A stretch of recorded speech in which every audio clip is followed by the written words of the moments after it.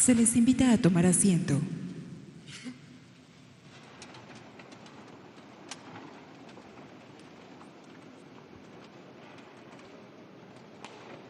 Preside esta ceremonia del tercer informe de gobierno el presidente constitucional de los Estados Unidos mexicanos, licenciado Andrés Manuel López Obrador.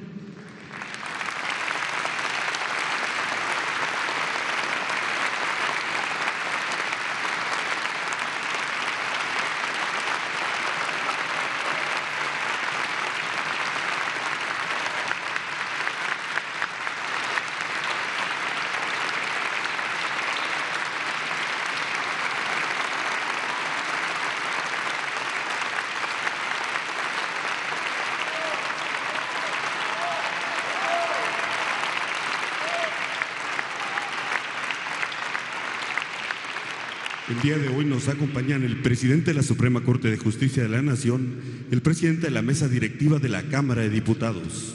También nos acompañan integrantes del Gabinete Legal y Ampliado del Gobierno de México, gobernadores de diferentes entidades federativas, representantes de medios de comunicación y público en general. Sean todos bienvenidos.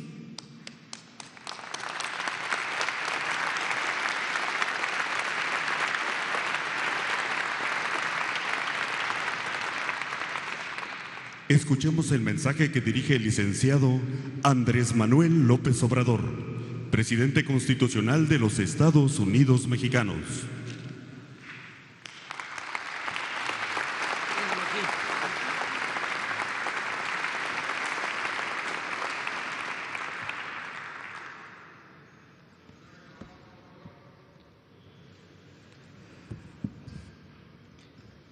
No lo voy a leer todo,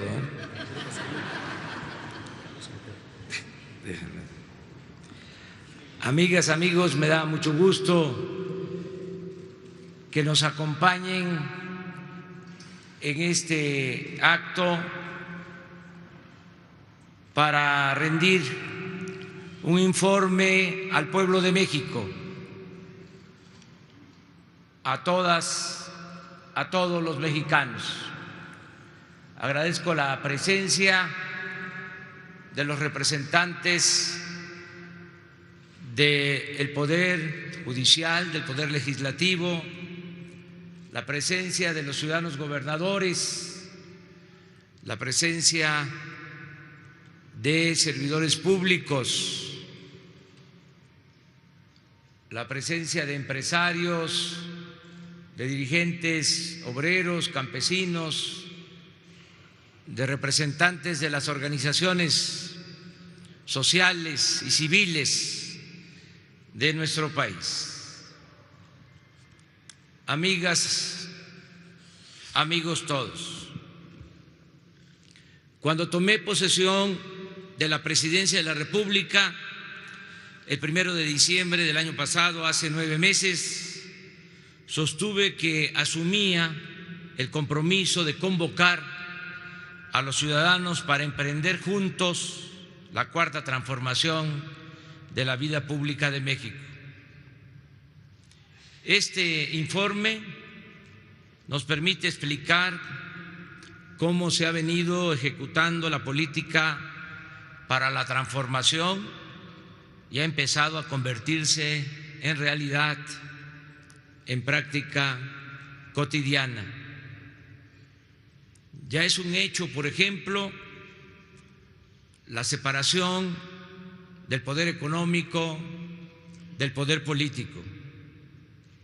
El gobierno actual representa a todos, a ricos y pobres, a creyentes y libres pensadores, así como a todas las mexicanas y mexicanos, al margen de ideologías, orientación sexual, cultura, idioma, lugar de origen, nivel educativo o posición socioeconómica. Ya existe un auténtico Estado de Derecho y queremos convertir en práctica generalizada el ideal de nuestros liberales del siglo XIX que sostenían al margen de la ley nada y por encima de la ley nadie. Por decisión explícita, el Poder Ejecutivo ya no interviene, como era costumbre, en las determinaciones del Poder Legislativo ni del Judicial. Respeta las atribuciones y jurisdicciones de las instancias estatales y municipales. No se entromete en las decisiones de órganos autónomos como la Fiscalía General de la República, el Banco de México, las autoridades electorales y la Comisión Nacional de los Derechos Humanos, y se abstiene de interferir en la vida interna de sindicatos y de partidos políticos. También estamos transitando hacia una verdadera democracia. Se acabará en el sexenio la vergonzosa tradición de fraudes electorales. Las elecciones serán limpias y libres, y quien utilice recursos públicos o privados para comprar votos y traficar con la pobreza de la gente, o el que destine el presupuesto para favorecer a candidatos o partidos, irá a la cárcel sin derecho a fianza. De igual modo, para corregir ineficiencias y malas prácticas y actitudes en el ejercicio gubernamental, consideramos necesario establecer el mecanismo de revocación del mandato como una forma efectiva de control de los mandantes sobre los mandatarios y representantes. En consecuencia, espero que en el periodo ordinario de sesiones que hoy inicia, el Congreso apruebe la reforma constitucional que he propuesto en esta materia. Exhorto respetuosamente al Poder Legislativo a que elimine las trabas legales para la aplicación del método de la consulta popular y que cancele el fuero a servidores públicos, empezando por el fuero al presidente de la República. El Gobierno federal pone por encima el respeto a las libertades por sobre las prohibiciones, impulsa los comportamientos éticos y no las sanciones, y respeta escrupulosamente la libertad de elección de todos los ciudadanos en todos los aspectos, en posturas políticas e ideológicas, en creencias religiosas y en preferencias sexuales. El Ejecutivo Federal ofrece cooperación, amistad y respeto para todos los países del mundo y particularmente para las naciones hermanas de América Latina y el Caribe. Tales lineamientos son especialmente evidentes en el caso de las naciones centroamericanas, a las que nos unen estrechos vínculos por vecindad, cultura e historia compartida. Asimismo, hemos procurado que la relación bilateral con Estados Unidos se conduzca con base en el respeto mutuo, la cooperación para el desarrollo y la solución negociada a problemas comunes, entre los cuales los más significativos son sin duda los fenómenos migratorios de sur a norte, las situaciones adversas que enfrentan millones de mexicanos que viven en el país vecino y las expresiones de la delincuencia transnacional, es decir, el tráfico de personas y el trasiego de armas, drogas ilícitas y divisas. El actual gobierno federal defiende a los mexicanos en Estados Unidos con respeto a la soberanía del país vecino y con todos los instrumentos legales a su alcance. El principal de ellos es la red de consulados que ya operan como defensorías de los migrantes en el marco de las convenciones internacionales y las propias leyes estadounidenses, a fin de prevenir o remediar las violaciones a los derechos de los mexicanos en la nación vecina. Aquí expresamos de nuevo nuestras condolencias a los familiares de las víctimas del asesinato colectivo en El Paso, Texas.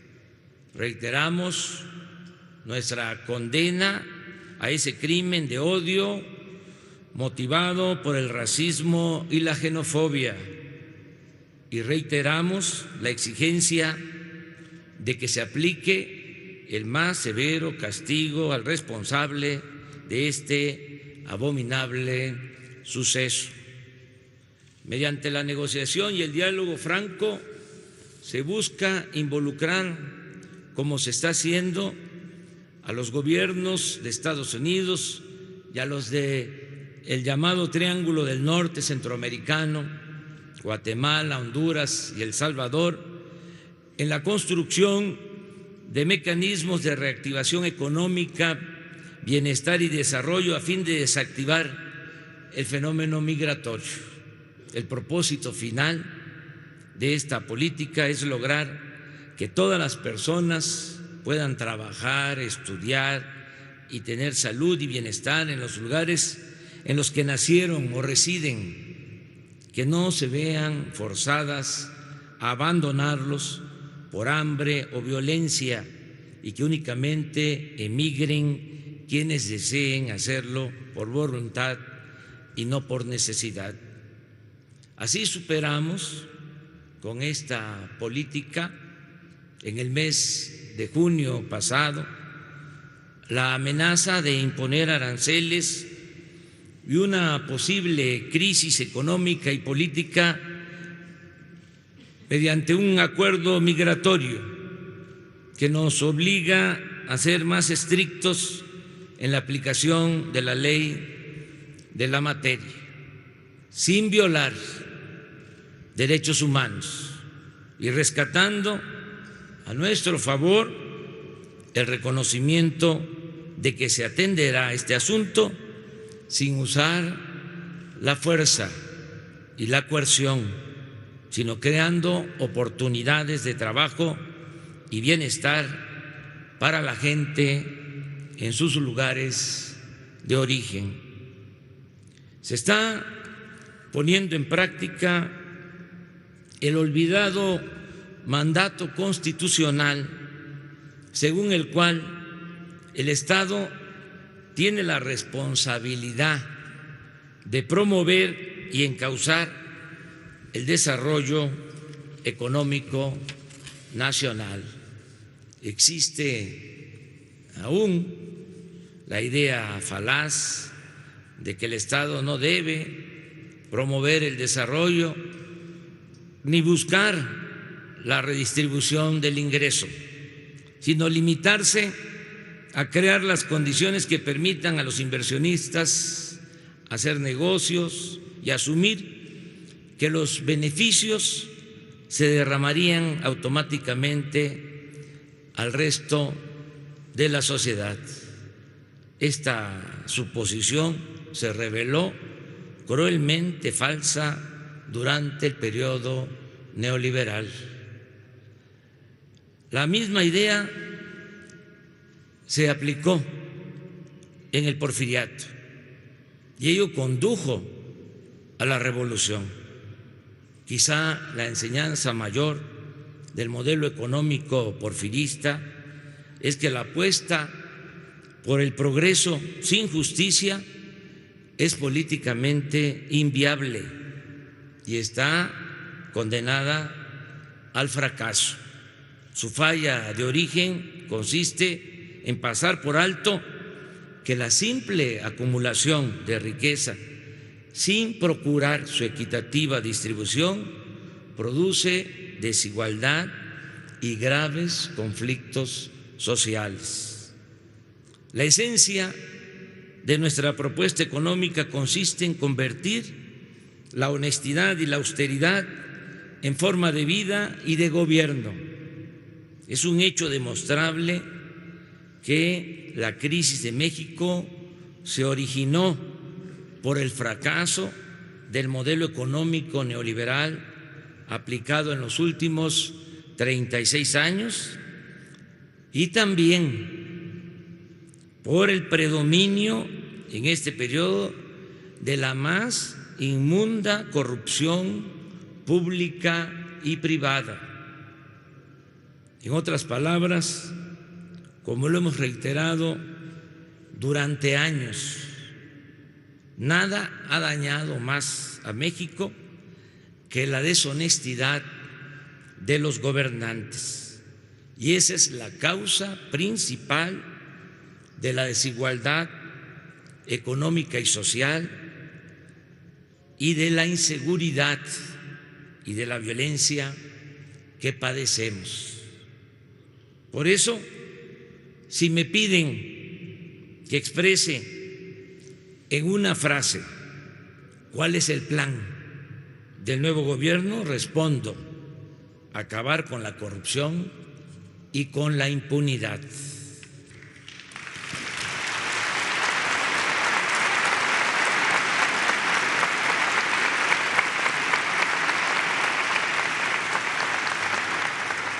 En este objetivo hemos avanzado mucho. Por ejemplo, cuando llegamos al gobierno empezamos a enfrentar el robo de combustible, llamado coloquialmente huachicol. Este ilícito consiste en perforar ductos e instalar tomas clandestinas para extraer grandes cantidades de combustibles. Existían miles de esas tomas clandestinas al grado de que este ilícito se convirtió en un jugoso negocio para delincuentes y funcionarios. En noviembre del año pasado se robaron 80,000 barriles diarios de gasolinas, equivalente a 800 carros tanques por día. En 2018, esta cantidad de combustible robado a la empresa Petróleos Mexicanos significó una pérdida de alrededor de 60,000 millones de pesos, pero nadie hacía nada por impedirlo. Por el contrario, en los sexenios anteriores, la Secretaría de Hacienda lo veía como algo normal y de antemano lo daba por descontado de la contabilidad pública. Y nos tocó decir basta. No fue fácil, porque los grupos delictivos hicieron rupturas premeditadas de tubos para dejar sin abasto a buena parte del país. Pero a pesar de esos sabotajes, con el apoyo de la gente que resistió la escasez de gasolinas durante 3 semanas y con la activa participación de las Fuerzas Armadas, hemos podido eliminar prácticamente esta actividad delictiva. Agrego que como parte de las acciones para acabar con el huachicol y en una de las primeras aplicaciones de la Estrategia Nacional de Paz, se impulsó el empleo y el bienestar entre la gente necesitada, que era usada como escudo y protección por las bandas huachicoleras a cambio de dejarles recoger de una toma clandestina un bidón de 20 litros de gasolina. Lamento mucho que en ese tiempo, cuando se estaba aplicando el plan contra este ilícito, ocurriera la explosión en el municipio de Tlahuelilpan, Hidalgo, en donde la operación de una toma clandestina causó la explosión y el incendio de una zanja o canal que se cobró la vida de 137 personas y provocó lesiones de diversas consideraciones a decenas más. Con todo este dolor a cuestas, hoy puedo informar que el robo de combustibles se ha reducido en un 94% y que ello nos permitirá recuperar 50,000 millones de pesos este año. Aprovecho también este mensaje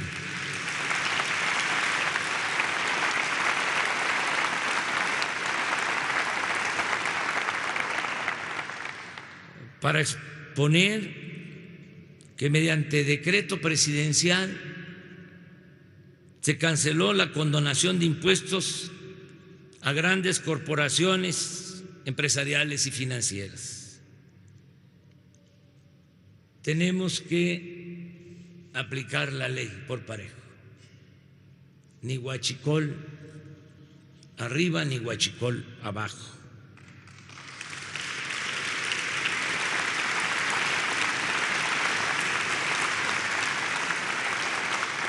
Este ofensivo privilegio de la condonación de los impuestos significaba que grandes empresas y bancos no pagaran impuestos, pues los altos funcionarios de Hacienda, con el visto bueno del presidente, ejercían la facultad discrecional de condonar adeudos. Solo en los 2 últimos sexenios, 108 grandes contribuyentes se beneficiaron con condonaciones por 213,000 millones de pesos. Asimismo, hemos propuesto al Congreso que la expedición y uso de facturas falsas para evadir impuestos se convierta en delito grave. En apego al marco legal, el Gobierno federal ha concentrado funciones y tareas de las dependencias y ha reorientado los presupuestos dispersos a los programas que son verdaderamente significativos y de alto impacto social y económico. Las compras del gobierno, que equivalen este año, van a sumar 1 billón de pesos, se hacen de manera consolidada y bajo la coordinación de la Oficialía Mayor de la Secretaría de Hacienda y Crédito Público. En estos primeros 9 meses hemos conseguido ahorros por 145,000 millones de pesos.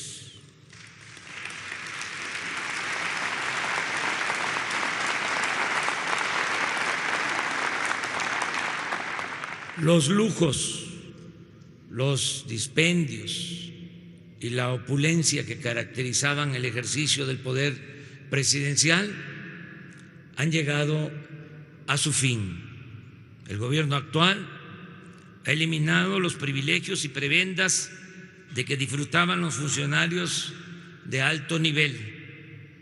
Había en el Ejecutivo Federal funcionarios que ganaban hasta 700,000 pesos mensuales. También se puso fin a la contratación generalizada e indiscriminada de personal de confianza, a la asignación abusiva de oficinas, vehículos, mobiliario, equipos de comunicación y viáticos. Por ejemplo, se cerraron 51 representaciones que existían en las principales ciudades del mundo, llamadas ProMéxico, dedicada supuestamente a la promoción del país. Algo hasta ridículo, porque en ninguna parte existen oficinas pro Alemania, pro Canadá, pro Francia, etcétera, etcétera.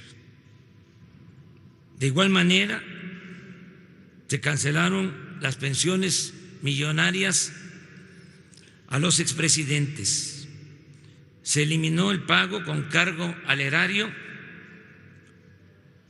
de seguros para gasto médico, es decir, atención médica privada para los altos funcionarios públicos, que significaba una erogación de 6,000 millones de pesos anuales.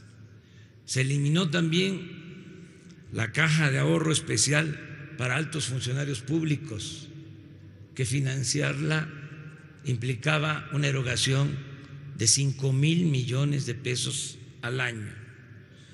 Se suprimieron los viajes sin sentido al extranjero y se redujo en 50% el gasto de publicidad del gobierno. Únicamente los titulares de las secretarías de Estado, subsecretarios y funcionarios de nivel equivalente pueden disponer de vehículo y chofer, y solo se asignan escoltas a aquellos funcionarios que por la naturaleza de su trabajo requieren de medidas de seguridad. Al presidente de México lo cuidaba un cuerpo de élite llamado Estado Mayor Presidencial, que contaba con 8,000 elementos, los cuales ganaban más que los soldados, que los marinos, que los policías, y tenían mejores prestaciones. Pues bien, esta institución, mantenida por décadas, desapareció y sus integrantes pasaron a formar parte de la Secretaría de la Defensa. Forman parte, muchos de ellos, de la recién creada Guardia Nacional. Ahora van a cuidar al pueblo. Al presidente lo cuida la gente, y el que lucha por la justicia no tiene nada que temer.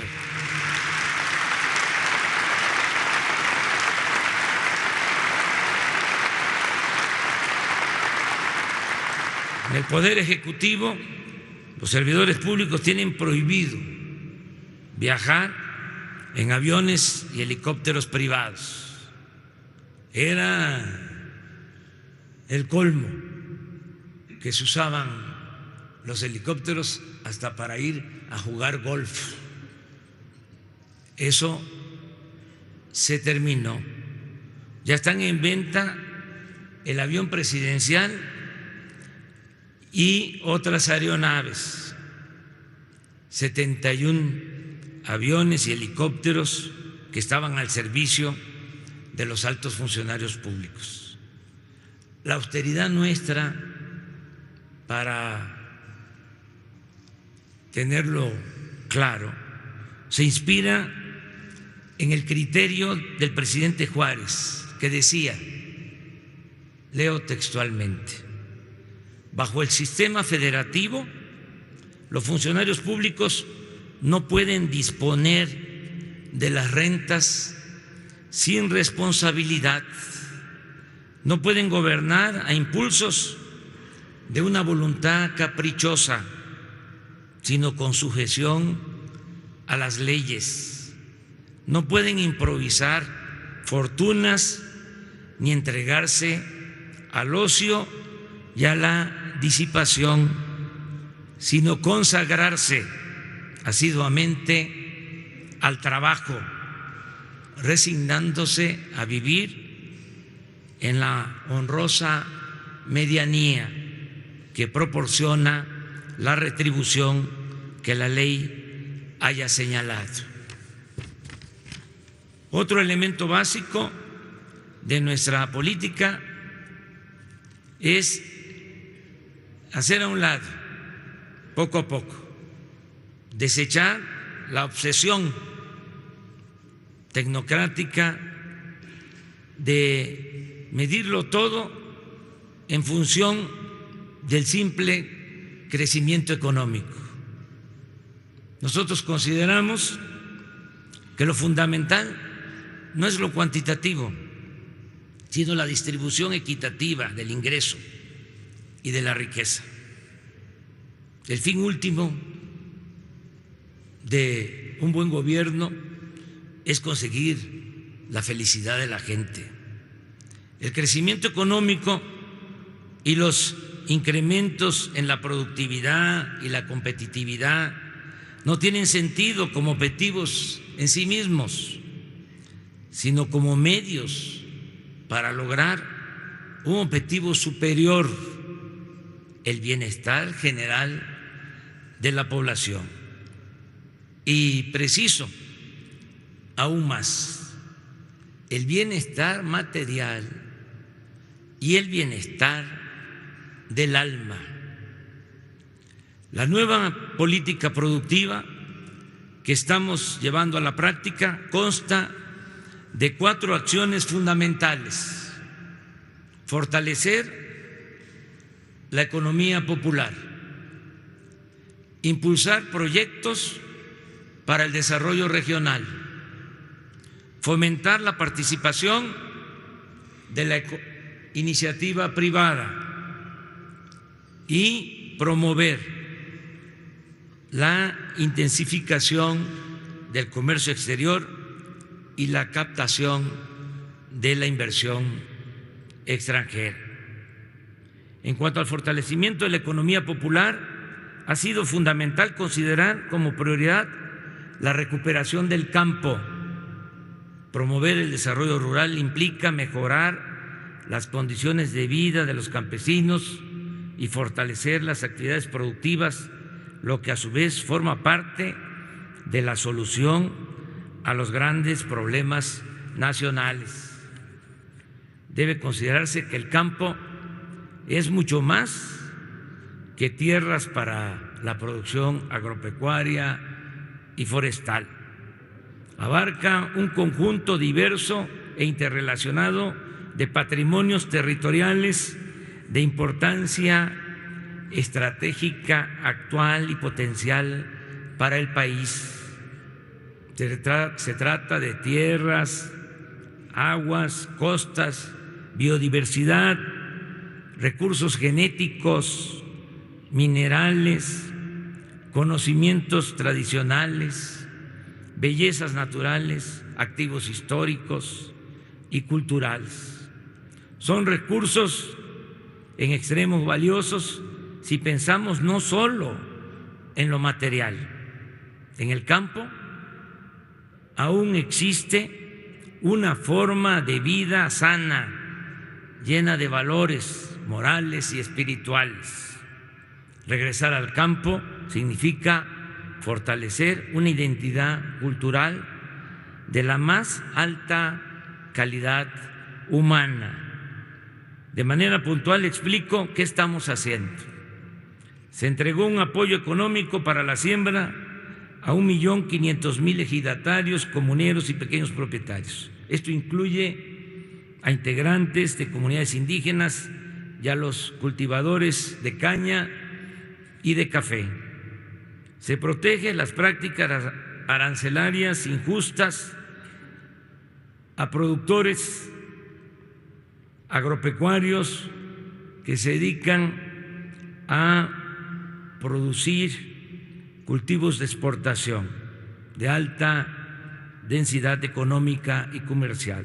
Así lo demuestra la reciente intervención que hizo el gobierno a favor de los exportadores de tomate a los Estados Unidos. Se entregaron 147,000 toneladas de fertilizantes de manera gratuita a 270,000 productores del estado de Guerrero. Estamos procurando aumentar el crédito al sector agropecuario por medio de la Banca Nacional de Desarrollo, pero también a través de la banca comercial con garantías de la hacienda pública. Se estableció el programa de precios de garantía para comprar alimentos básicos a los pequeños productores en almacenes y centros de acopio de Diconsa y Liconsa del nuevo Sistema de Seguridad Alimentaria Mexicana, Segalmex. Este año se fijó un precio justo de compra al maíz, el frijol, el arroz, el trigo, harinero y a la leche. Esto significa un aumento de 35% en las percepciones de 2 millones de pequeños y medianos productores. Se está invirtiendo en la construcción y terminación de obras de infraestructura agrícola. Están en proceso de ejecución presas y canales de riego en los estados de Jalisco, Nuevo León, Sonora, Michoacán, Nayarit y Sinaloa, entre otros. El programa de crédito ganadero a la palabra beneficia a 6,500 productores. Ya inició la siembra de 1 millón de hectáreas de árboles maderables y frutales en el sureste. La importancia de esta acción transformadora es verdaderamente fundamental. Con ella se han creado 230,000 empleos permanentes en el curso de este año. Se ha logrado arraigar a los campesinos jóvenes a la tierra, con lo que se atempera el fenómeno migratorio. Se produce madera, fruta y otros alimentos. Se rehabilita la selva y el bosque. Se rescata y protege la flora y la fauna nativa.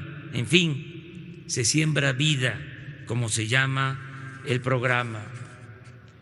Estamos evitando la sobreexplotación de los mantos acuíferos mediante el impulso al crecimiento poblacional en el sureste, que es donde se cuenta con cerca del 70% del agua del país, reconvirtiendo también cultivos por otros que requieren menor consumo de agua e impulsando la tecnificación y el revestimiento de la infraestructura existente de riego para aprovechar mejor los recursos hidráulicos.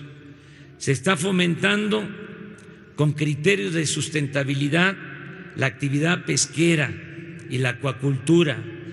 Este plan inició con el apoyo a pescadores mediante la simplificación de trámites, con la obtención de permisos de pesca, con reglas claras de conservación de especies y con ayuda económica directa a pescadores.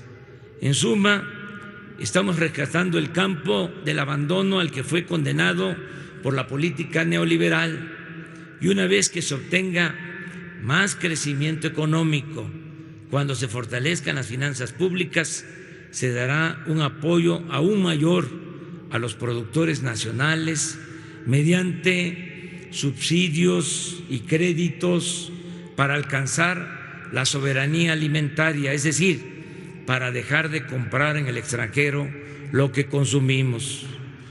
Como complemento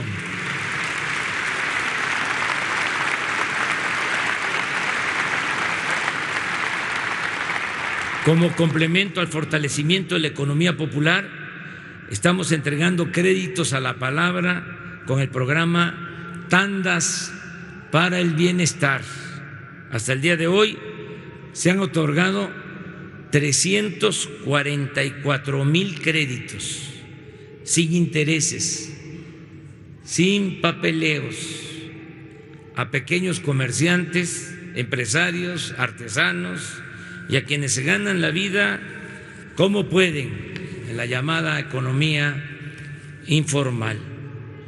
Avanza en los municipios de Oaxaca la construcción de caminos de concreto.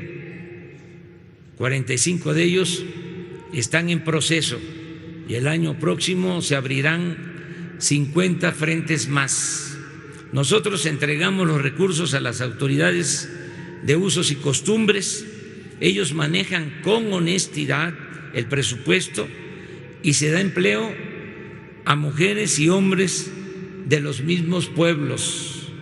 Con estas pequeñas pero importantes obras se aminora la migración y se fortalece la vida familiar y comunitaria. Debe reconocerse que un factor principal,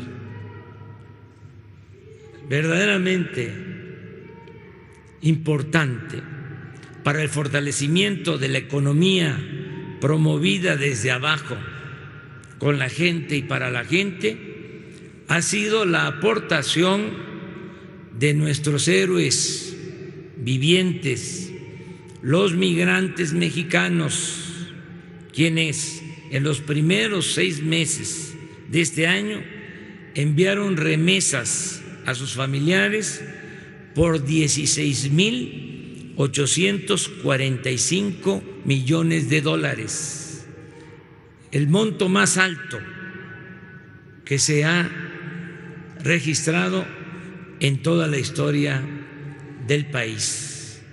Las remesas son la principal fuente de ingresos de México. Aquí sí, yo lo promuevo. Un aplauso a nuestros migrantes.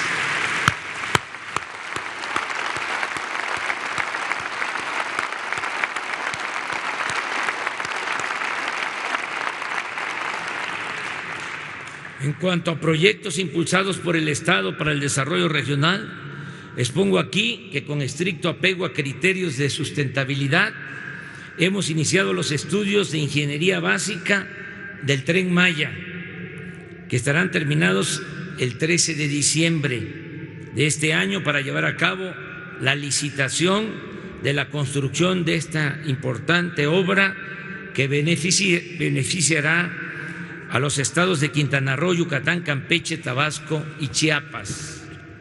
En cuanto al desarrollo integral del Istmo de Tehuantepec, se trabaja ya en la ampliación del puerto de Salina Cruz y se hará lo mismo con el de Coatzacoalcos. También inició la modernización de las vías del tren de carga de contenedores que conectará las costas del Océano Pacífico con el Golfo de México. Se ha llevado a cabo la consulta a las comunidades para su aceptación e integración al proyecto y se están atendiendo sus demandas. Hay apoyo de las comunidades. No estamos haciendo nada en contra de la voluntad de los ciudadanos. Tengamos presente que esta angosta franja de 230 kilómetros de nuestro territorio será una vía de comunicación parecida al Canal de Panamá y con mayores ventajas. Tendremos ahí disponibilidad de gasolinas y diésel de las refinerías de Salina Cruz y Minatitlán. Se utilizarán los ductos ya existentes de Pemex para transportar gasolinas, diésel y gas. Se cuenta con energía eléctrica suficiente y a ello debe agregarse que se establecerá en el istmo una zona libre o franca. Se reducirán los impuestos y el precio de los energéticos para propiciar la instalación de parques industriales que generen suficientes empleos y buenos salarios.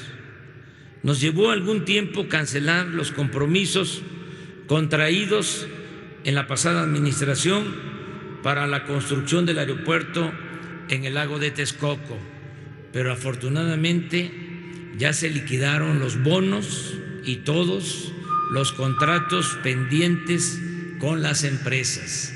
Ya terminamos de cumplir con el compromiso de que no íbamos a quedar a deber absolutamente nada en cuanto a esta obra iniciada.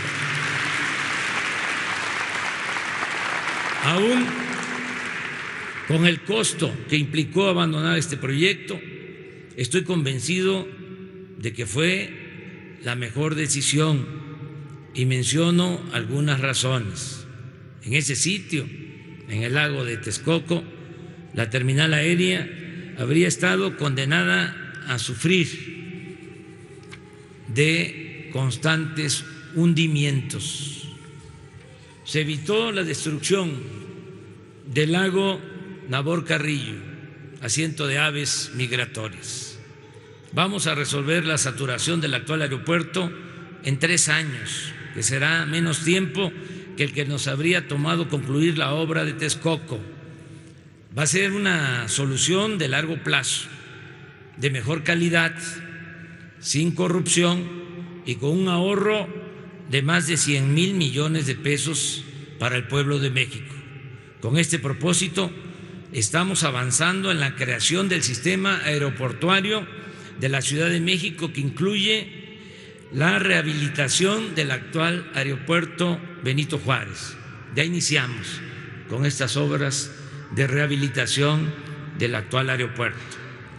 También se va a utilizar a plenitud el aeropuerto de Toluca, que estamos en un proceso de negociación para que pase a formar parte de manera mayoritaria del gobierno federal, y al mismo tiempo se va a construir el nuevo aeropuerto general Felipe Ángeles en lo que es hoy la base aérea de Santa Lucía.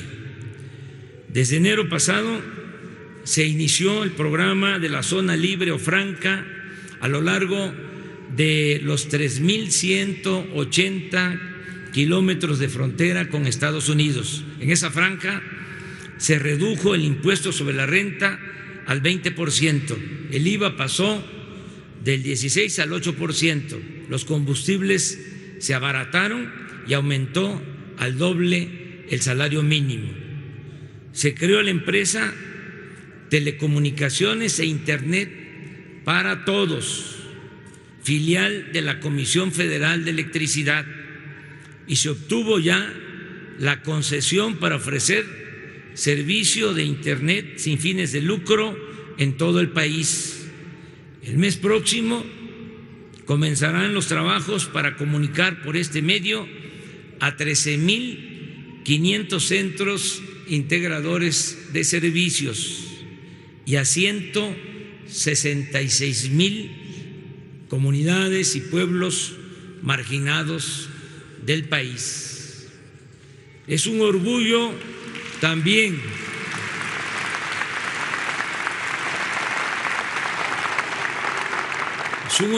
informar que por primera vez en 14 años detuvimos la caída progresiva en la producción de petróleo.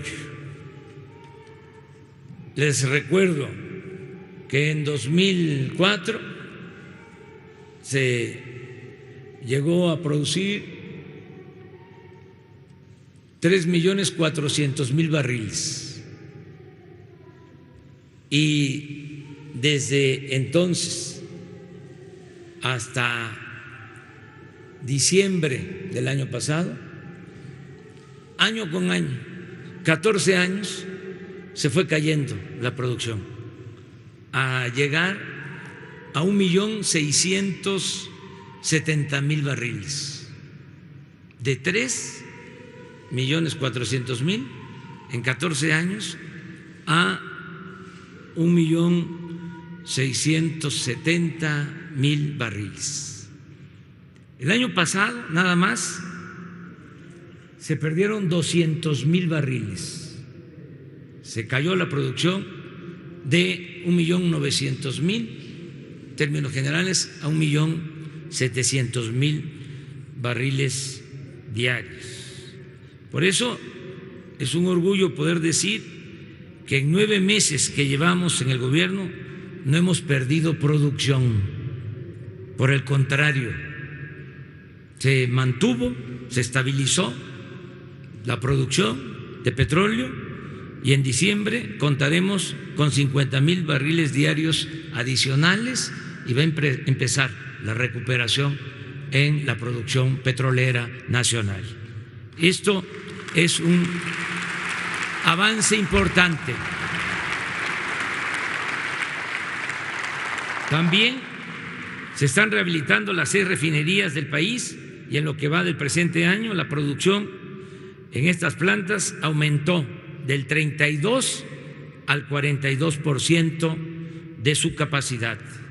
Asimismo, ya se licitó y se otorgaron los contratos a las empresas que han comenzado a construir la nueva refinería de Dos Bocas, Paraíso, Tabasco.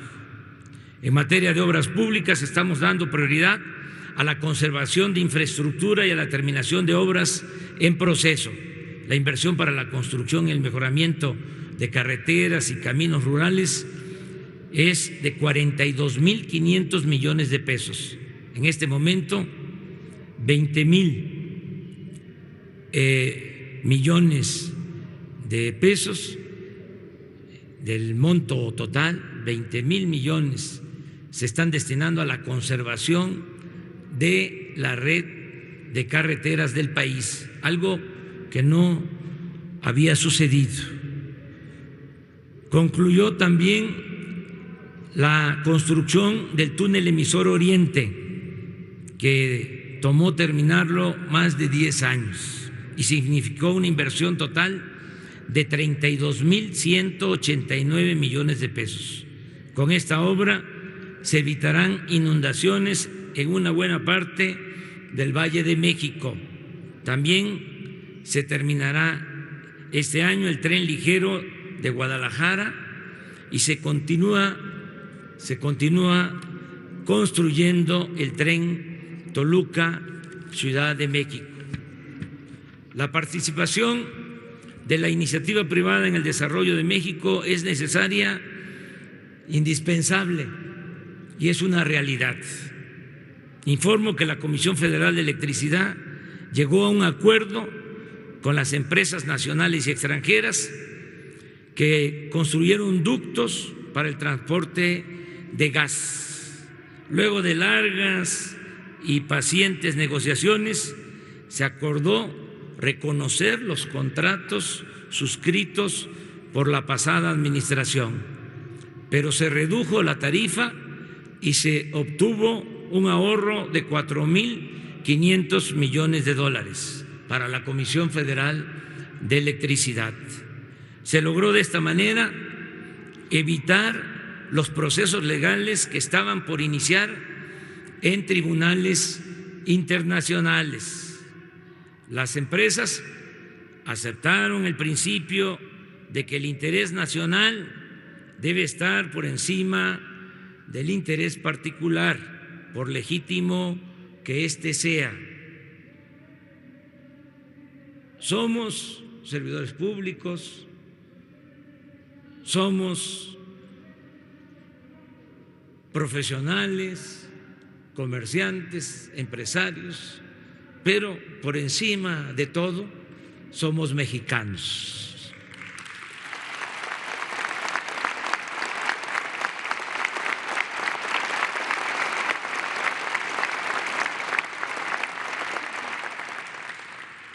Agradezco la colaboración de Carlos Slim, presidente del Grupo Carso, y la importante intermediación de Carlos Salazar y Antonio del Valle, representantes del Consejo Coordinador Empresarial y del Consejo Mexicano de Negocios.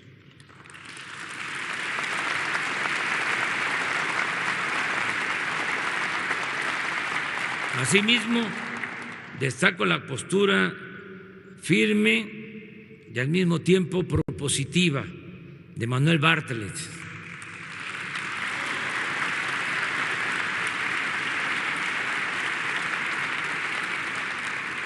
Con este arreglo queda garantizado para los últimos 20 años el abasto de gas, materia prima fundamental para la generación de energía eléctrica y para el desarrollo de México.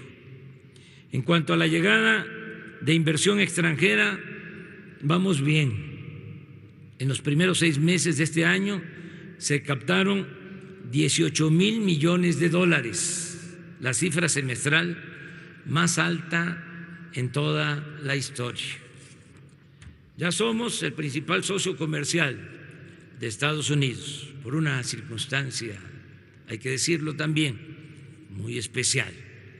Esperemos que ese asunto se resuelva lo más pronto posible para la tranquilidad de todos, para la estabilidad económica y financiera en el mundo.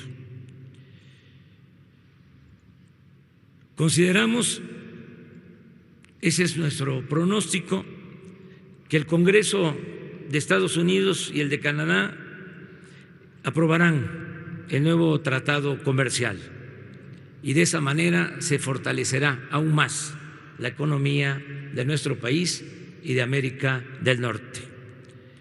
En el segundo trimestre del año, el país obtuvo un superávit de 5,143 millones de dólares en su cuenta corriente, el mayor desde que se iniciaron los registros en 1980, según me informó el ciudadano secretario de Hacienda, aquí presente.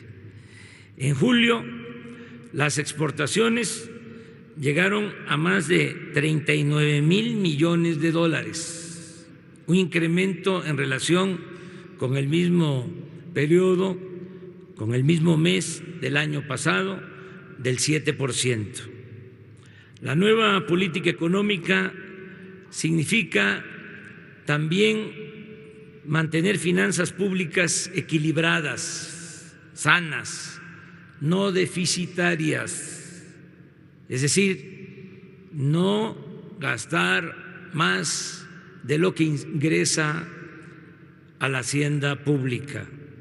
Al cierre de este año vamos a cumplir con la meta de superávit primario del 1% del Producto Interno Bruto. Informo de manera puntual que no hemos aumentado impuestos en términos reales y que no se han creado nuevos gravámenes. No ha crecido ni crecerá en este año y estamos enviando el presupuesto, está por enviarse el presupuesto al Congreso, tenemos de plazo el día 8 de este mes y estamos proyectando que no aumente la deuda pública. En julio, la inflación anual fue de 3,8%, la más baja desde diciembre de 2016. No han aumentado en términos reales los precios de las gasolinas, del diésel, del gas y de la electricidad. Durante el tiempo que llevamos en el gobierno, el peso ha resistido fuertes presiones externas por las circunstancias a las que hice referencia y se ha mantenido estable en relación con el dólar, mientras que la mayoría de las monedas emergentes se han depreciado. En diciembre de 2018 a julio de 2019, de diciembre de 2018 a julio de 2019, las reservas internacionales han crecido en 54,200 millones de dólares. En julio el índice de confianza del consumidor se ubicó en 104 puntos, nivel que no se alcanzaba desde hace más de 10 años. Ese mismo mes, las tiendas de autoservicio y departamentales reportaron un incremento del 1,2% en las ventas en relación con el mismo mes del año pasado. La bolsa de valores se ha mantenido estable. En el tiempo que llevamos en el gobierno ha aumentado en 2%. Tenemos finanzas públicas sanas. La recaudación de impuestos aumentó en 2,6% en comparación con el año pasado.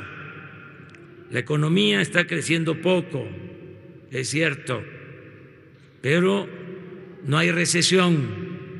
Además, ahora es menos injusta la distribución del ingreso, es decir, hay más desarrollo y hay más bienestar. El objetivo más importante del gobierno de la Cuarta Transformación es que en 2024 tengamos una sociedad mejor, que la población esté viviendo en un entorno de bienestar. Vuelvo a proclamar, por convicción, por humanismo, que por el bien de todos, primero los pobres. Solo una sociedad justa,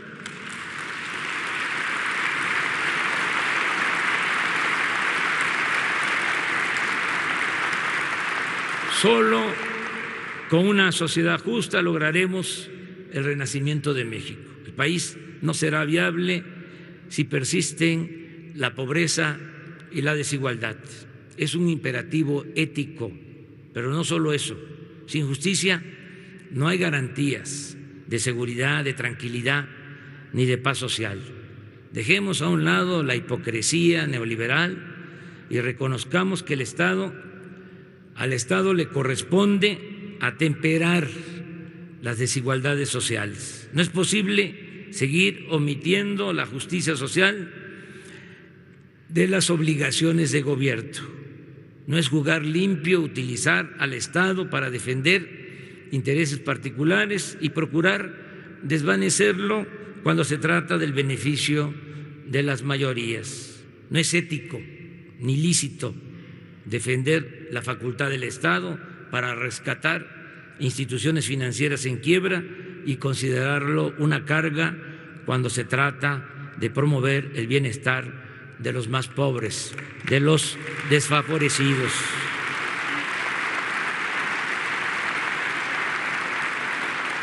De manera resumida, informo lo siguiente. En los primeros 7 meses de este año, según el IMSS, se han creado más de 300,000 nuevos empleos, sin considerar los generados por los programas Sembrando Vida, Jóvenes Construyendo el Futuro, la construcción de caminos de mano de obra y otros que en conjunto superan el 1,000,000 de empleos adicionales. El programa de Jóvenes Construyendo el Futuro es una realidad. Hasta hoy están trabajando como aprendices 930,000 jóvenes que antes eran discriminados y tratados como ninis, porque ni estudian ni trabajan. Así lo siguen describiendo algunos, hasta hace poco, hasta la fecha, de manera despectiva. El próximo año, o a más tardar en 2021, ningún joven se quedará fuera del trabajo o del estudio. Nunca más se le dará la espalda a los jóvenes o se les condenará a la marginación y al olvido.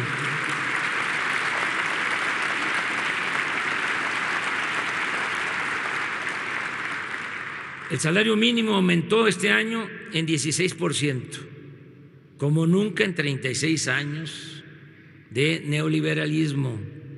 Y según el Instituto Mexicano del Seguro Social, en julio, el promedio del salario obtenido por los afiliados en esa institución fue de 11,580 pesos mensuales, la cantidad más alta registrada en toda la historia de nuestro país. 8 millones de adultos mayores, el 94% del total, han recibido su pensión de 2,550 pesos bimestrales, el doble de lo que obtenían antes. Y ahora este apoyo es universal, es decir, se convirtió en un derecho de todos. 790,000 personas con discapacidad reciben también una pensión de 2.550 pesos bimestrales. Este programa beneficia en especial a las niñas y niños pobres del país. Pronto llegaremos a 1 millón de beneficiarios. 223,000 niñas y niños de lo que eran las estancias infantiles reciben su beca de manera directa, sin intermediarios, de 1.600 pesos bimestrales. 6.200.000 estudiantes de preescolar, primaria y secundaria de familias pobres están recibiendo becas de 1.600 pesos bimestrales. Se otorgan becas a todos los estudiantes de nivel medio superior del país, de escuelas públicas. Hasta el día de hoy han recibido este beneficio 3.500.000 estudiantes. También reciben becas de 2.400 pesos mensuales 300,000 estudiantes universitarios de familias pobres. En total, están recibiendo becas en todos los niveles escolares 10.090.000 estudiantes, lo que significa una inversión en el año de 60,000 millones de pesos, algo nunca visto en la historia de México.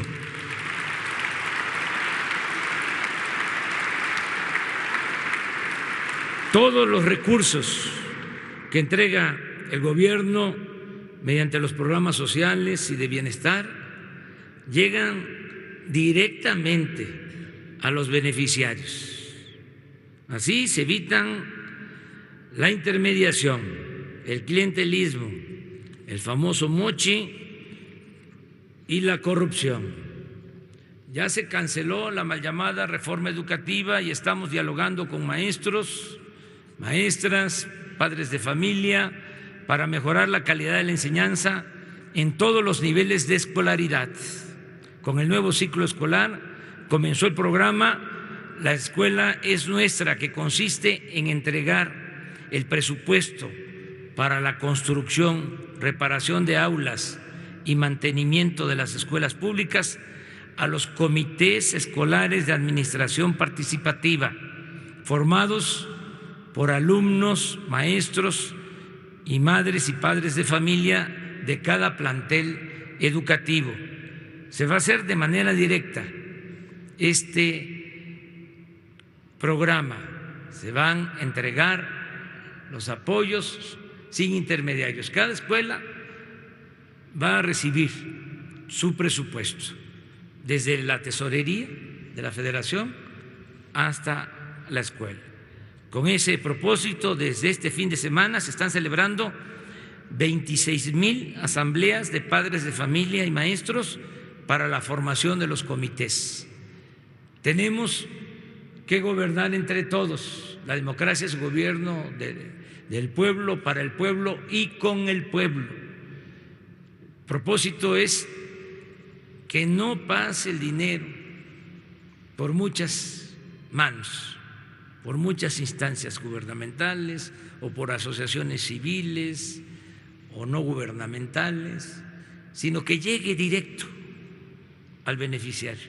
Esta fue una recomendación de mis asesores, la gente del pueblo, que me decía: si se gana, licenciado, procure, así de manera muy coloquial, que lo que nos mande, que el apoyo no llegue por el gobierno, porque se lo clavan. Mejor entréguelo directo. Y eso es lo que estoy haciendo.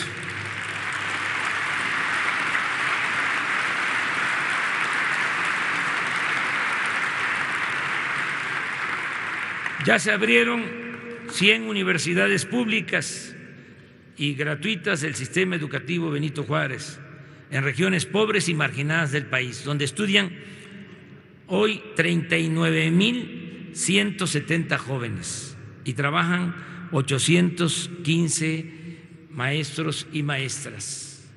Está funcionando la estrategia para el rescate de la memoria histórica.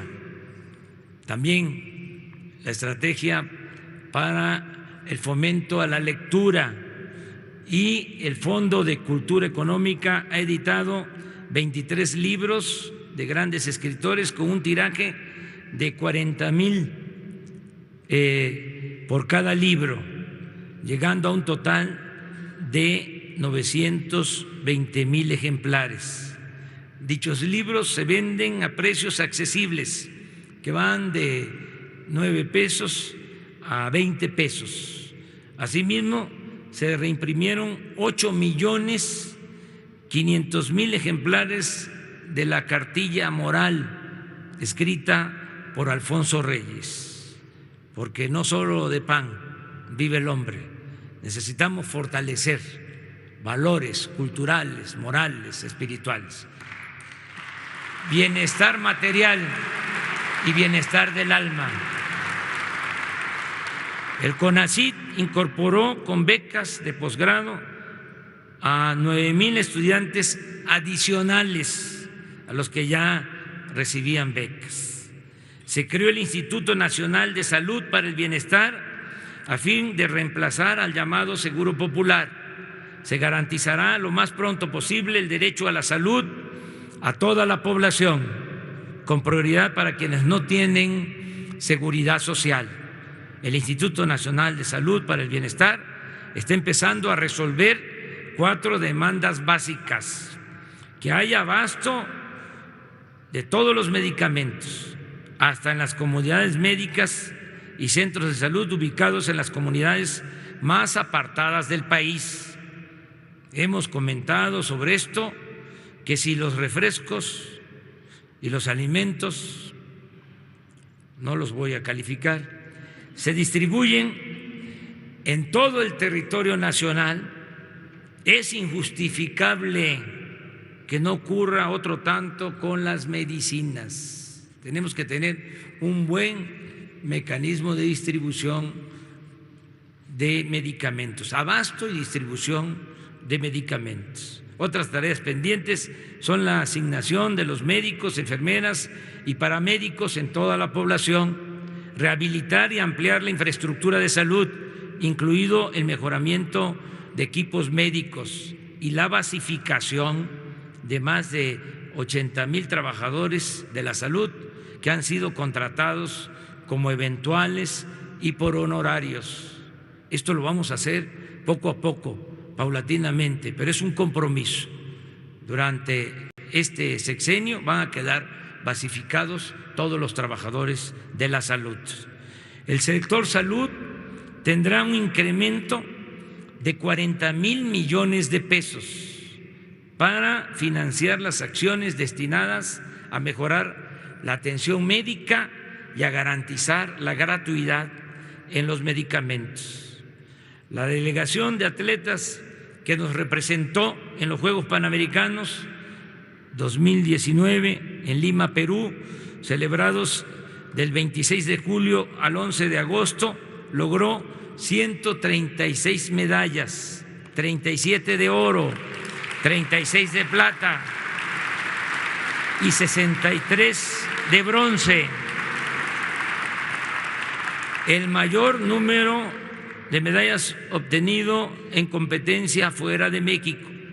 A los 544 atletas y a sus entrenadores se les otorgaron apoyos económicos por un año. Se les entregó todo para que puedan en un año contar con apoyos suficientes, seguir entrenando y participar en los Juegos Olímpicos de Japón y obtener también buenos resultados. Lo mismo haremos con los deportistas de la delegación que también está en Perú, de los parapanamericanos, que hasta hoy los paralímpicos han conseguido, hoy termina esta competencia, consiguieron 55 medallas de oro, récord histórico.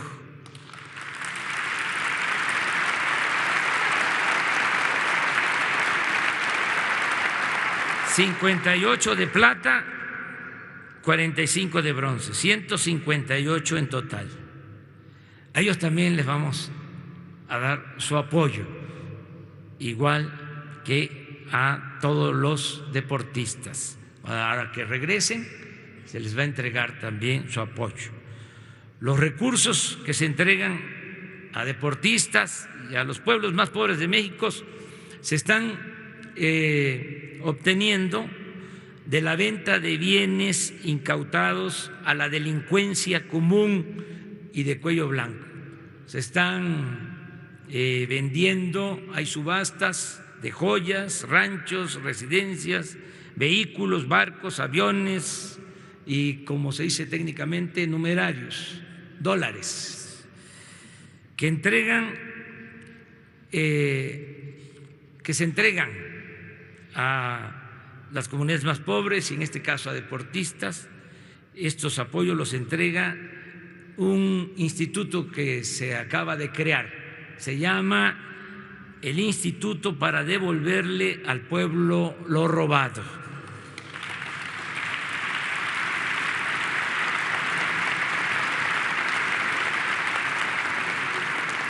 Muchas gracias también a los empresarios que están participando en estas subastas. Aquí aprovecho para hacer un reconocimiento al empresario Bremer, que adquirió una de las casas, las residencias, y ese dinero se entregó a deportistas. No sé si lo invitamos, ni siquiera lo invitamos, pero bueno, ahí se va a enterar que ya le reconocimos su gesto, como a otros empresarios y fundaciones que nos están ayudando con este propósito. La apertura al pueblo de la antigua residencia oficial de Los Pinos ha sido un éxito. La que era mansión presidencial ha sido visitada por 1.600.000 personas y ya se está elaborando el proyecto para convertir este espacio, esto en coordinación con el gobierno de la ciudad. Se va a convertir el bosque de Chapultepec, más terrenos donde se encontraba la fábrica de armas del ejército, en un espacio artístico y ecológico con una extensión de 800 hectáreas, que pronto será uno de los sitios culturales más importantes del mundo.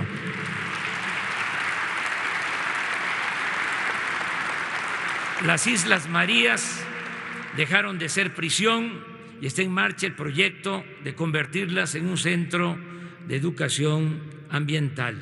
Esto corresponde a la Secretaría de Medio Ambiente y nuestro agradecimiento por la custodia que hacen de las islas para que no sean saqueadas, para que se conserven sus especies. Muchas gracias a la Secretaría de Marina por el apoyo y la custodia, la protección de las islas de México. Se creó el Instituto Nacional de los Pueblos Indígenas. Los programas de bienestar ya están llegando. Lo explico de esta manera. De cada 10 hogares de México, en 5 están llegando apoyos, a la mitad en general, hasta ahora. Pero en comunidades indígenas, de cada 10 hogares, están llegando apoyos a 9 hogares. Y antes de que termine este año, va a ser a todos los hogares de las comunidades indígenas de México. El programa de mejoramiento urbano en colonias populares de ciudades fronterizas y de centros turísticos se ha llevado a cabo y se ha apoyado a 7.600 familias con viviendas y están iniciados los trabajos de introducción de agua, drenaje, pavimento, escrituración y otros servicios en colonias populares de 14 ciudades del país. En cuanto al programa de atención a damnificados por los sismos, informo que se han otorgado apoyos para vivienda a 10,800 familias. Están en proceso de reconstrucción escuelas y centros de salud y se avanza también en la restauración de iglesias, templos y otros espacios que forman parte del patrimonio histórico nacional. Por su parte, Infonavit ha reestructurado 49,500 créditos en beneficio de trabajadores que pagaban y sus deudas crecían en vez de bajar. Además de este programa, que será permanente, se acordó que quienes hayan pagado el 90% de su crédito, se les condonará el resto y podrán recibir sus escrituras. Asimismo, hemos hecho el compromiso de que nadie será desalojado de su departamento o vivienda. Se aprobó la creación del Banco de Bienestar, que tendrá sucursales hasta en las comunidades más apartadas del país. El Ejecutivo Federal ha emprendido un cambio de paradigma en materia de seguridad nacional y de seguridad pública. Entre 2006 y 2018, los gobernantes pretendieron resolver la inseguridad y la violencia delictiva mediante acciones de fuerza militar y policial. El resultado fue catastrófico y esa estrategia dejó un saldo pavoroso de muertos, desaparecidos, lesionados y una crisis de derechos humanos, una descomposición institucional sin precedentes y un gravísimo daño al tejido social. Todavía padecemos de inseguridad y de violencia. Considero que por la mala estrategia que se aplicó desde el principio, con la convicción de que la violencia engendra más violencia y tomando en cuenta el justificado reclamo ciudadano por la inseguridad, el actual gobierno decidió cambiar las medidas de guerra por una política integral de justicia, paz y seguridad ciudadana. Entre las acciones principales para conseguir la paz destaca el hecho de que se están creando, como lo he venido diciendo y lo repito, mejores condiciones de vida y de trabajo para atender las causas que originan la violencia. Es decir, lo principal es que haya empleos, buenos salarios, bienestar y se garantice a los jóvenes el derecho a la educación y al trabajo. En todo ello estamos actuando, pero también nos ocupamos de auspiciar la regeneración ética de las instituciones y de la sociedad.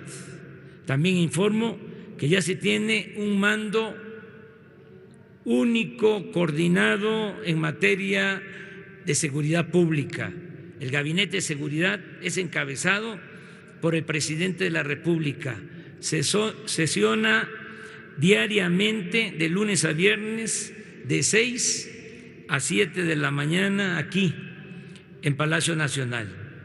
Y en el Gabinete de Seguridad, que sesiona todos los días aquí en Palacio, participan los secretarios de Seguridad, de Gobernación, de Marina y de Defensa, y se convoca con regularidad a otros servidores públicos. Este modelo a la vez se replica a escala estatal y regional, con la participación de representantes del gobierno federal y de los ejecutivos estatales. Aquí aprovecho para agradecer la coordinación, el gran apoyo de los gobernadores de todos los estados de la República.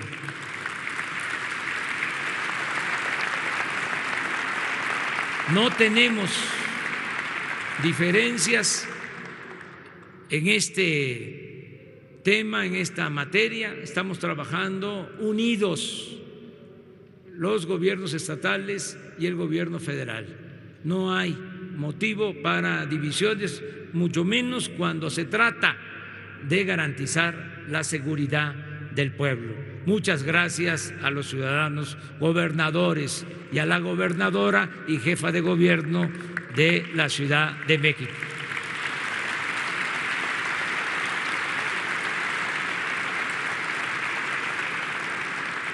Hasta ahora, porque ya se creó la Guardia Nacional, se han desplegado 58.600 elementos de esta nueva institución que actúan en 150 coordinaciones territoriales del país, aunque la meta es llegar a 140.000 elementos en 266 coordinaciones en todas las regiones de México.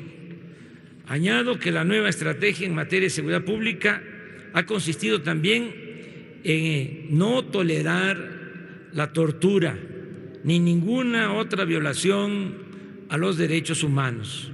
Estamos dedicando tiempo y recursos a la búsqueda de desaparecidos por la violencia. No descansaremos. Estamos trabajando todos los días, haciendo todo lo que humanamente es posible hasta saber el paradero de los jóvenes de Ayotzinapa. Se busca también y se está dando protección, se está brindando protección a periodistas amenazados, a defensores de derechos humanos. Tienen protección especial 337 periodistas y 639 defensores de derechos humanos. También han sido puestos en libertad 45 presos políticos.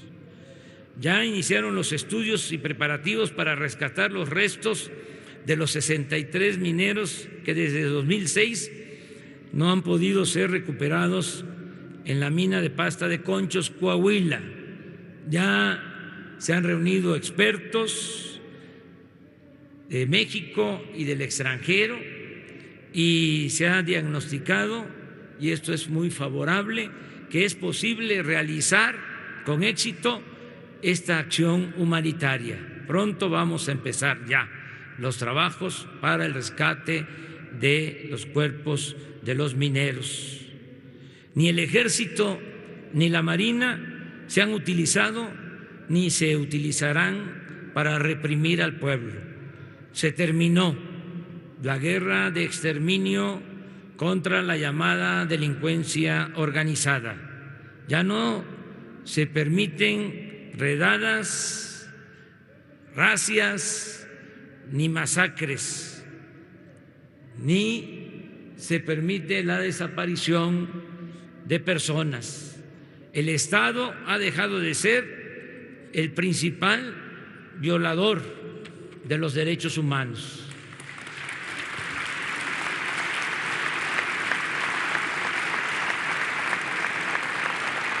Quiero agradecer el apoyo y la lealtad de las Fuerzas Armadas, que han aceptado el desafío de garantizar la seguridad pública sin violar los derechos humanos, con el uso regulado, adecuado de la fuerza.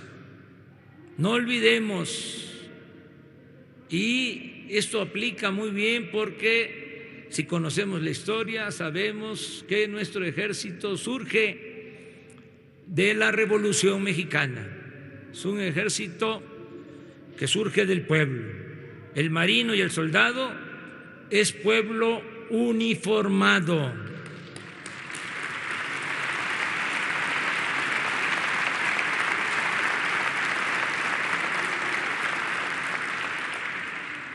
¿Qué son los soldados? ¿Qué son los marinos? Es el pueblo cuidando al pueblo. Eso es, el pueblo cuidando al pueblo. Eso es la Guardia Nacional. Termino diciendo que aunque todavía tenemos que trabajar mucho, porque no son buenos los resultados en cuanto a la disminución de la incidencia delictiva en el país y que está atendiéndose el problema, pero constituye nuestro principal desafío. Pero yo soy un hombre de desafíos, de retos, y soy perseverante. Y por eso puedo decir que estoy seguro que vamos a lograr serenar al país, se va a pacificar México. Eso es un compromiso.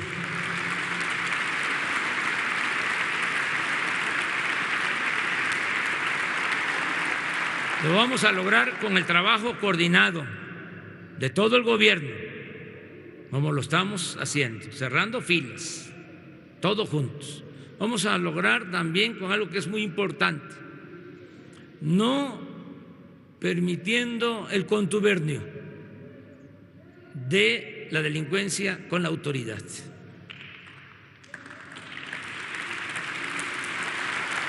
Cero impunidad. Separando muy bien, marcando la línea, la frontera. Por un lado la delincuencia y por otro lado la autoridad. Nada de mezclar delincuencia con autoridad. Eso se termina. El que se meta a proteger a delincuentes va a ir a la cárcel sin derecho a fianza. Ya no hay influyentismo.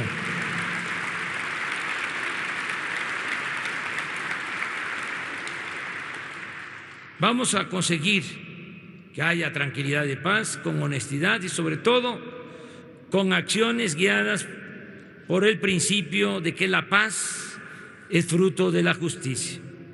Ya estoy terminando. Yo traté de hacer una síntesis, pero es complicado. Pero ya estoy por terminar. Amigas y amigos, mexicanas y mexicanos, es mucho lo alcanzado en pos de los ideales de honestidad, justicia, legalidad y democracia. Con lo conseguido en apenas 9 meses bastaría para demostrar que no estamos viviendo un mero cambio de gobierno, sino un cambio de régimen, y que esto no ha sido ni será más de lo mismo. Por el contrario, está en marcha una auténtica regeneración de la vida pública de México. Confieso que hemos contado con suerte. Maquiavelo decía que la política es virtud y fortuna, suerte. En este tiempo han soplado buenos vientos y estamos llevando a la práctica una transformación profunda, con poca confrontación y sin violencia política. No dejan de existir ni queremos que desaparezcan las protestas legítimas de los ciudadanos, ni los reclamos de nuestros adversarios. Los conservadores que se oponen a cualquier cambio verdadero y están nerviosos o incluso fuera de quicio. Sin embargo, no han podido constituir, y esto lo celebramos, y toco madera, para que no se pueda crear un grupo o una facción con la fuerza de los reaccionarios de otros tiempos. Además lo digo con respeto, no quiero que se entienda como un acto de prepotencia o una burla, es lo que estoy percibiendo. Están moralmente derrotados.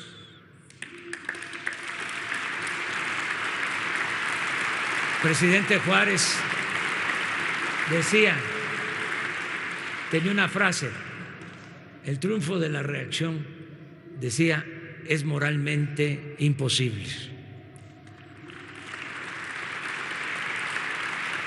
Están moralmente derrotados porque no han tenido oportunidad de establecer un paralelo entre la nueva realidad y el último periodo neoliberal caracterizado por la prostitución y el oprobio, que se ha convertido en una de las épocas más vergonzosas en la historia de México. Si seguimos actuando en forma ética y aplicando con voluntad firme la política de moralizar la vida pública, nada ni nadie podrá detener la aplicación del principio supremo de la soberanía del pueblo, y el interés nacional se impondrá a los hombres ambiciosos, seducidos por el falso brillo de lo material y lo mezquino. Afortunadamente, mientras los que se oponen al cambio viven aturdidos y desconcertados, la mayoría de los mexicanos apoya la transformación y están contentos, feliz, feliz, feliz.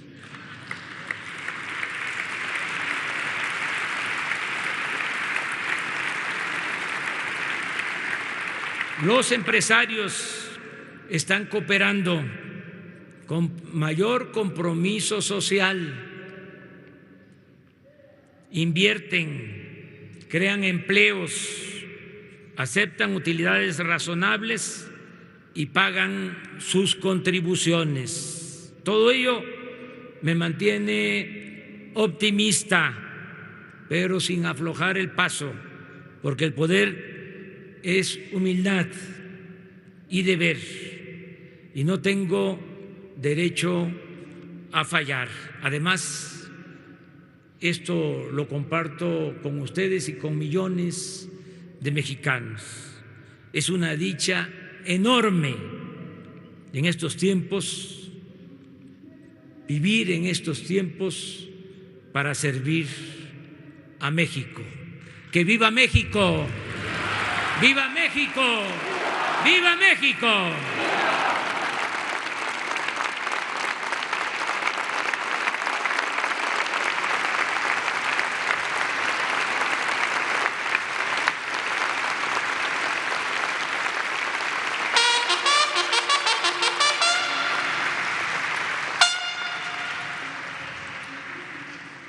Se les invita a permanecer de pie para entonar nuestro himno nacional.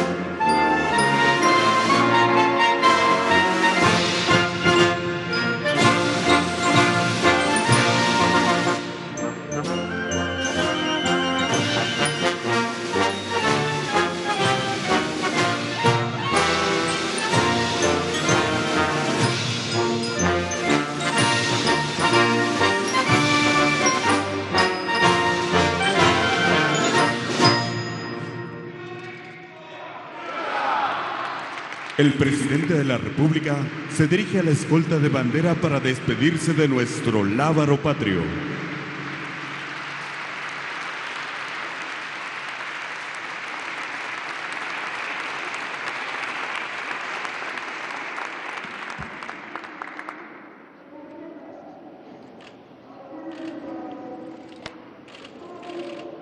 Se agradece la asistencia del presidente de la República, así como de los funcionarios e invitados que lo acompañaron.